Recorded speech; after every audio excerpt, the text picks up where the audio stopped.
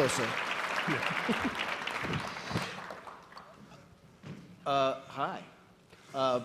Thank you for having us. I'm incredibly happy to be here. This is, for me, an opportunity to thank you and to thank all of you for all the incredible fun you've given me and my family over the years. Today, we just wanted to begin by talking about storytelling across different platforms. And the incredible thing is when you look, obviously, at the few short decades going from Pong to Portal, it's a little bit like, cave drawings to the Italian Renaissance. It's an amazing thing to see. The games now, in many cases, are far better than movies in telling stories and having characters that are complex, multi-act structures, really complex characters. Film, of course, and TV has the ability to tell stories in a linear way where we get to sort of work at least the ambition being to craft a story, making sure that we're creating the experience specific that we want the audience to have. And there are a lot of different approaches that we take. So actually, I'm going to interrupt you, JJ. Sure. I'm sure, you're brilliant, and you made Cloverfield and Super 8 and Alias and Fringe and so on. But the implicit criticism that games have been making about movies is that movies take away this notion of agency. When I'm a gamer, I'm in the game. So not to pick on you, but let's take a quick look at a clip from Cloverfield.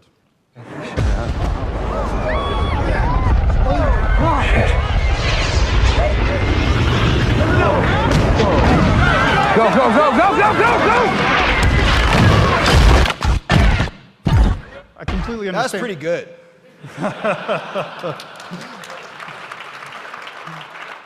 So I completely understand the narrative device you're using there. Yeah.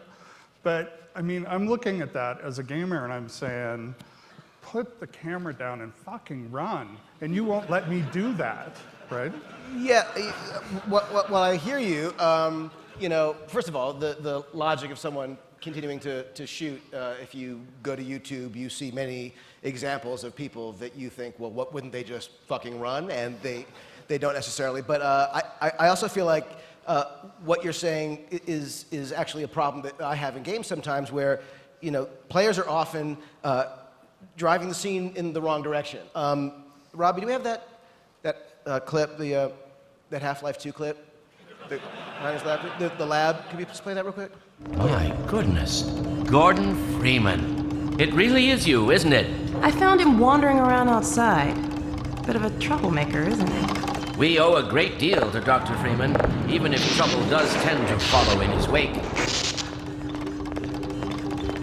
I must say, Gordon, you come at a very opportune time. Alex has just installed the final piece for our resurrected teleport. I can't take any credit for the breakthrough, Doctor. Nonsense. Your talents surpass your loveliness. Let's just see if this thing works, okay? Well, is he here? There you are. Man, Gordon, you stirred up the hive. We can't keep him here long, Doc. It'll jeopardize everything we work for. Don't worry, he's coming with me. That's right, Barney. This is a red letter day. We'll inaugurate the new teleport with a double transmission. So, you've got a story going on, and then you got characters teleporting shit and throwing things at people. It's like, sometimes, the focus wants to be on the story to allow for setup, to allow for inevitability. And I think that, when people are just walking around, shooting things and exploring, it can be fun, it can be great, but it doesn't necessarily lead to story. But either way, they're the architects of their own amusement, right? They're in control, they're making the choices. And that, I think, is the important thing. Their actions are in control of what's happening. That's true, but,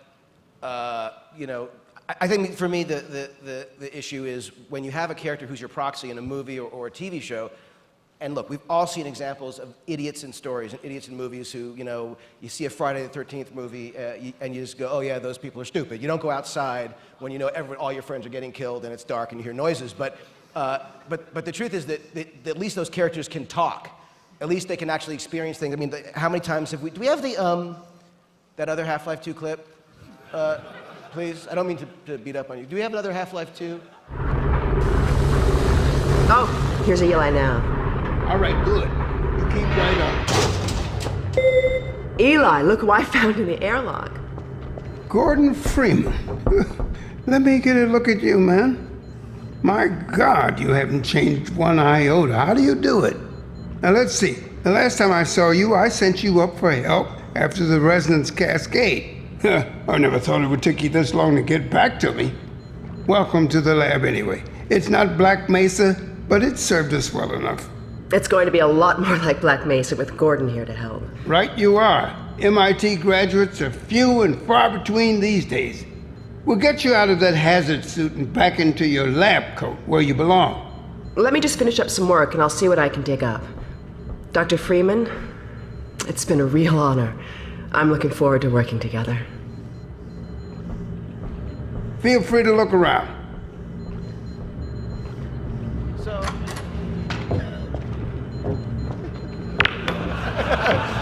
So, I mean, does Gordon know him or not?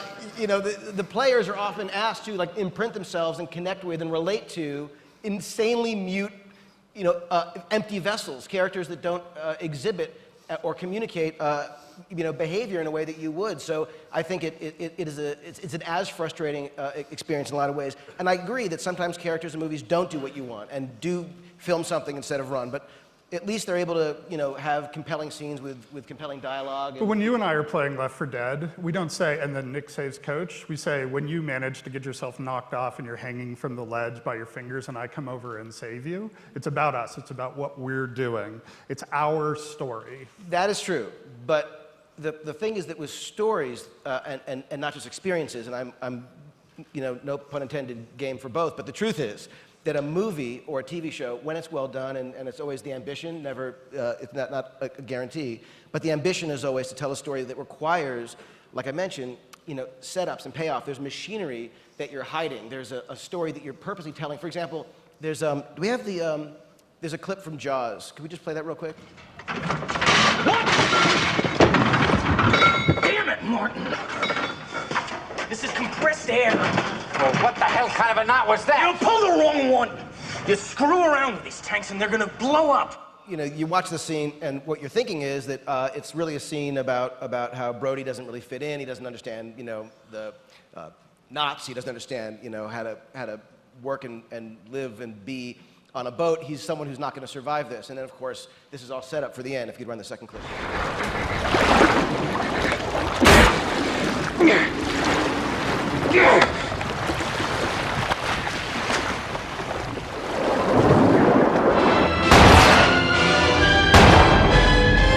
Smile, you son of a...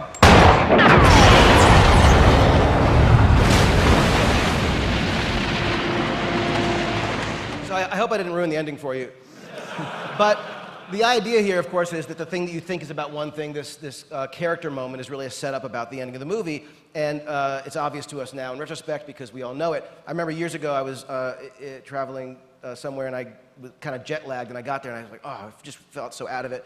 And I remembered how in Die Hard, the character John McClane was given advice. Someone else said to him, you know, when you get to a place, just rub your feet on the carpet and it just kind of helps you get rid of jet lag. I was like, I'll try it.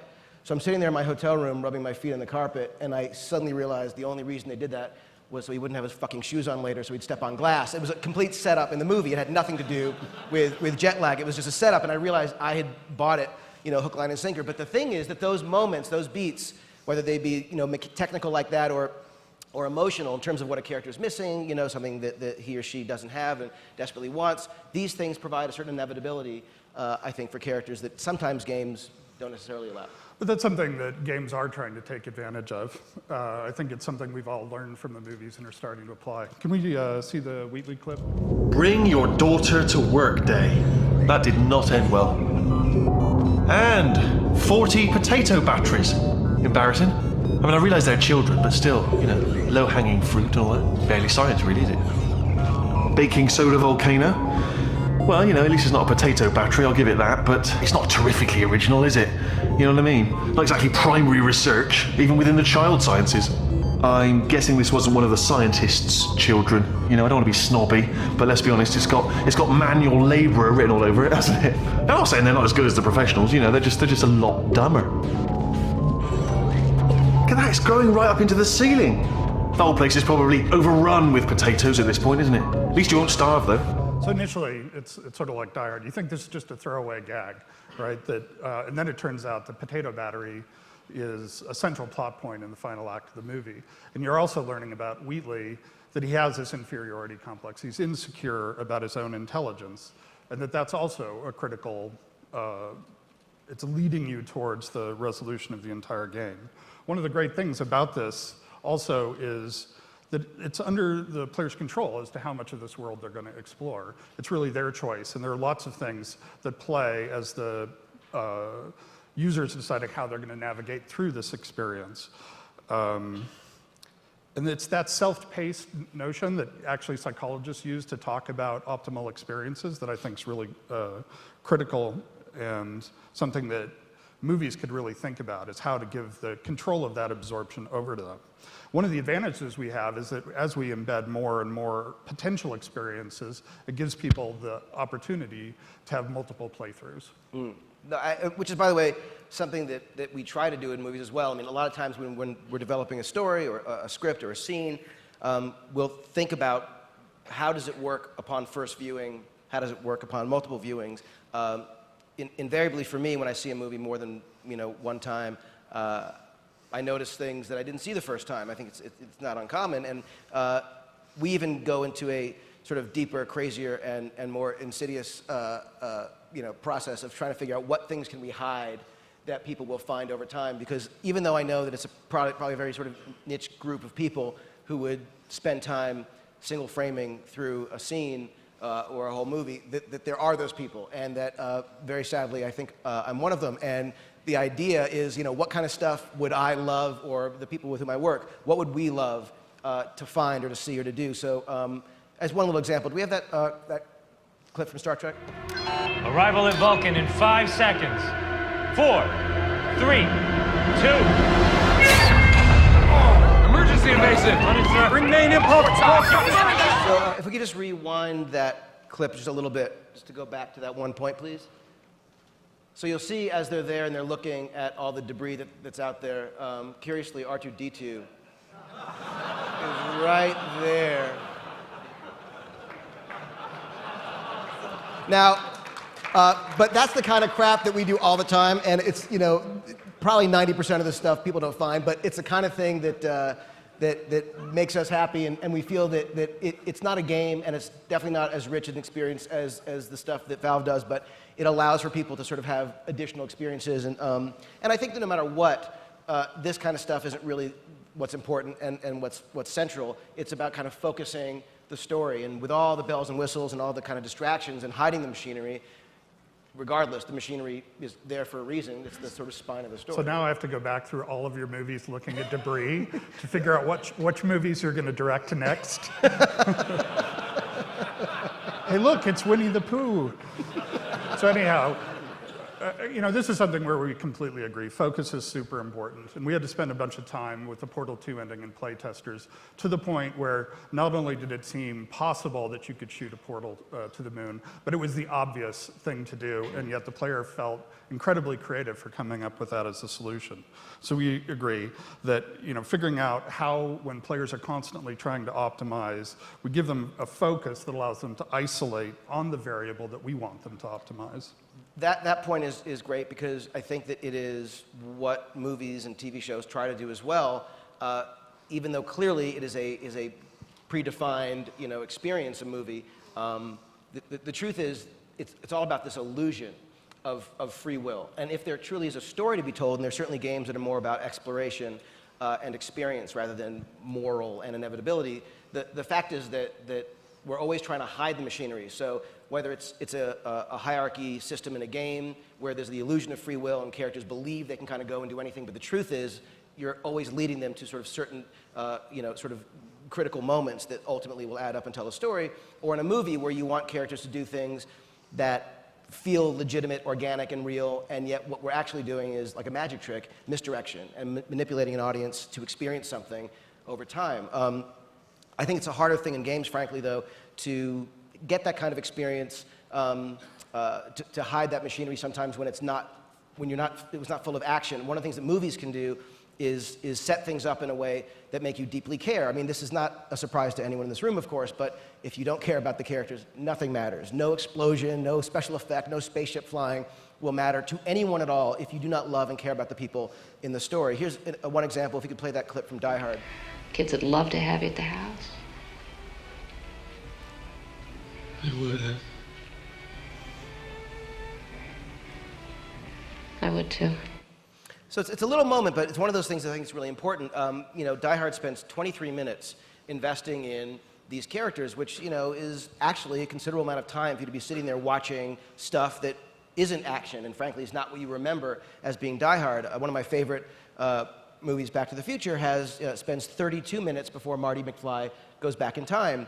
That's a lot of time to spend, and I think that you know, again, it may be an obvious statement, but I think it's important to point out that one of the things that movies do let you do, or I would argue force you to do, is experience moments that you might not think are the point, but frankly are everything, and would render all the pyrotechnics an empty experience if those moments didn't exist. So that's something that we did try to steal. So the opening sequence in Half-Life 1, where there are no guns, there are no explosions, you're just experiencing Gordon's day, you know, a day in his life.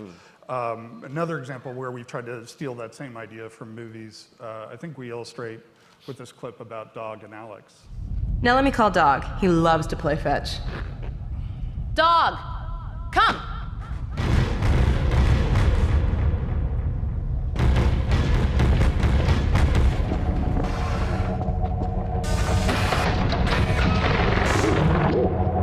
Good doggy.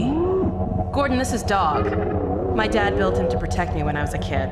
First model was about yay high. I've been adding to him ever since. Haven't I, boy? Okay, Dog, let's play catch with Gordon. You'll need to use the gravity gun. Go ahead, Dog. Throw!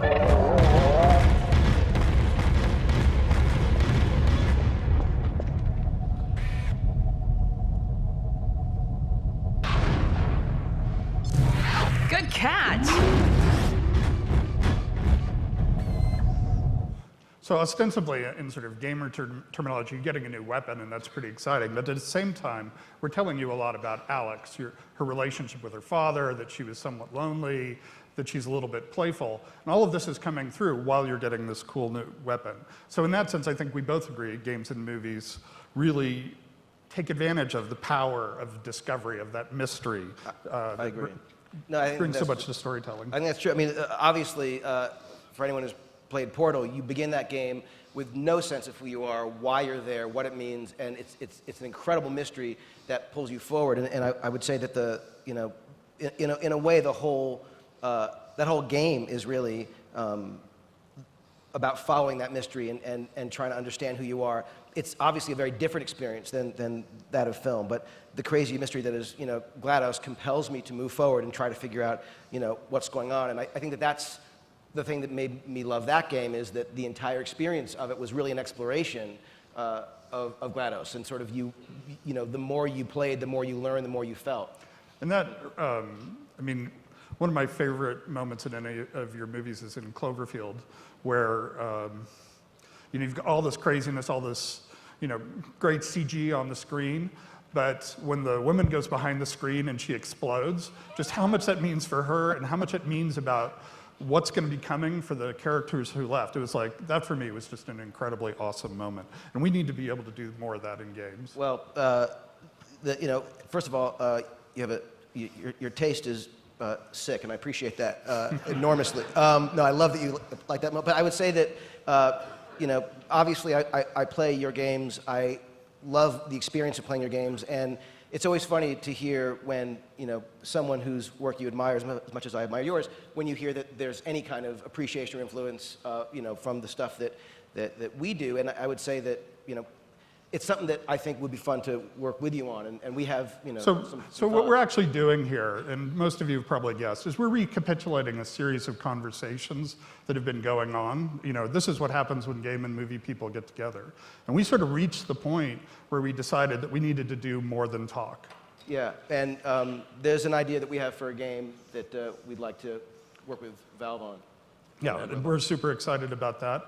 And we're also interested in working with you guys on movies. So we're going to try to figure out if we can make a Portal movie or a Half-Life movie together. Yep. But it's really time for us to, and I think for our industries, to stop talking about potentials and try to really execute on them. So thank you very much for having us. Thank you. And thank you. Thank you.